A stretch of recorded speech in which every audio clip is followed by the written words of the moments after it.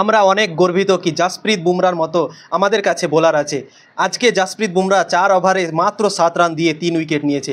জাসপ্রীত বুমরার বল এই বিশ্বকাপে কেউ বুঝতেই পারছে না, জাসপ্রীত বুমরাকে মারতেই পারছে না কেউ। আর আজকেও জাসপ্রীত বুমরা আফগানিস্তানের সামনে 4 ওভারে 3 উইকেট নিয়ে মাত্র 7 রান দিয়েছে। আর কি বলবো, আউটস্ট্যান্ডিং বোলিং পারফরমেন্স সেই Jasprit Bumrah, outstanding bowling performance পুরো বিশ্বকাপে জাসপ্রীত বুমরার চলছে। টি-20 বিশ্বকাপ 2024-এ সব থেকে ভালো বল করেছে সেই জাসপ্রীত বুমরা, আর উইকেট নিচ্ছে প্রত্যেক ম্যাচে, আর রানও দিচ্ছে না সে। আজকে জাসপ্রীত বুমরা যা বল করলো না সেই আফগানিস্তানের সামনে, আফগানিস্তানের ব্যাটাররা বুঝতেই পারছে না কি জাসপ্রীত বুমরাকে কীভাবে খেলবে এবং কীভাবে মারবে।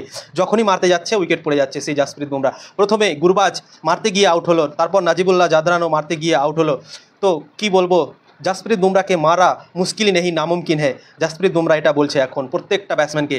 আর জয়টা ম্যাচ খেললো এখন পর্যন্ত টিম ইন্ডিয়া, 4টা ম্যাচ খেললো, 4টা ম্যাচই জাসপ্রীত বুমরার উইকেট আছে। আর দারুণ বল করেছে। সেই পাকিস্তানের বিরুদ্ধে ম্যাচটা যেটা হয়েছিল, মোহাম্মদ রিজওয়ানকে আউট করে সেখান থেকে গেমটাকে চেঞ্জ করে দিয়েছিল, ম্যাচটাকে চেঞ্জ করে দিয়েছিল। আর পাকিস্তানের দিকে ম্যাচটা যাচ্ছিল, আর রিজওয়ানকে আউট করে ভারতীয় দলের দিকে ম্যাচ ঘুরিয়ে দিয়েছিল সেই জাসপ্রীত বুমরা। আর আজকে আউটস্ট্যান্ডিং বোলিং পারফরমেন্স করলো, আর ভারতীয় দল সেই সুপার 8-এর প্রথম ম্যাচ জিতে গেল আফগানিস্তানকে 47 রানে হারিয়ে। আজকে আফগানিস্তান আর ভারতের মধ্যে সেই সুপার 8-এর খেলা হলো, আর সেখানে আফগানিস্তান টসে হেরে গিয়েছিল। আজকে ভারতীয় দল টস জিতেছিল এবং ব্যাটিং করার সিদ্ধান্ত নিয়েছিল, আর ভারতীয় দল সেই আফগানিস্তানের সামনে 181 রান করে নিয়েছিল। আর 20টা স্লো ছিল, আর সেই স্লো পিচে 181 রান দারুণ টোটাল করেছিল সেই ভারতীয় ব্যাটসম্যানরা। দারুণ ক্রিকেট খেলেছে সেই এই পিচে। আর আফগানিস্তানের জন্য খুবই কঠিন হতে চলেছিল, কেননা পিচটা এত আসান ছিল না। ভারতীয় ব্যাটসম্যানরা ভালোভাবে খেলতে পারছিল না, তো আফগানিস্তানের সেই ব্যাটাররা কীভাবে খেলবে।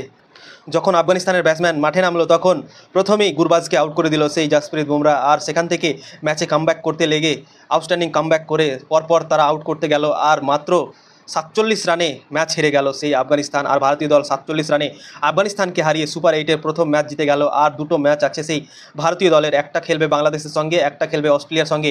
দুটোর মধ্যে একটা জিতলেই তারা সেমিফাইনালে চলে যাবে ভারতীয় দল। তো আমার মনে হয় বাংলাদেশের ম্যাচটা যে 22 তারিখে আছে সেই ম্যাচটা অবশ্যই ভারতীয় দল জিতবে এবং সেমিফাইনালের জন্য কোয়ালিফাই করে নেবে সেই অস্ট্রেলিয়ার সঙ্গে খেলার আগেই। অস্ট্রেলিয়ার সঙ্গে 14 তারিখে ভারতের খেলা আছে, আর তার আগেই সেমিফাইনালে রাস্তাটা কনফার্ম করবে সেই ভারতীয় দল। চাইবে কি বাংলাদেশের সঙ্গে যে ম্যাচটা আছে সেই ম্যাচটাকে জিতে তারা সেমিফাইনাল যেন কোয়ালিফাই করে যায়। অস্ট্রেলিয়ার সঙ্গে যে ম্যাচটা আছে সেটা শুধু একটা ফর্মালিটি পূরণ করার জন্যই যেন ভারতীয় দল খেলে, আমরা এটাই চাইবো। তো ভারতীয় দল আজকে আউটস্ট্যান্ডিং পারফরমেন্স করে বোলিং ব্যাটিং সব দিকেই ভালো পারফরমেন্স করে আজকে ম্যাচ জিতে গেল। বিরাট কোহলি আজকে 23 বলে 24 রান করেছে, তো কিছুটা রান করেছে, তো ভারতের জন্য খুবই ভালো। কেননা বিরাট কোহলি যে রানই পাচ্ছিল না, 3 ম্যাচে মাত্র 5 রান করেছিল, সেই বিরাট কোহলি আজকে 24 রান করেছে, তো অনেকটাই ভালো পারফরমেন্স করেছে আজকে অন্য ম্যাচের তুলনায়। তো দেখার বিষয় হবে এর আগের ম্যাচগুলো যেগুলো আসবে সেগুলোতে আরও ভালো পারফরমেন্স করবে সেই বিরাট কোহলি, আমার আশা এটা। তো ভিডিও ভালো লাগলে লাইক করবেন, শেয়ার করবেন এবং ফলো করে দেবেন বন্ধুরা।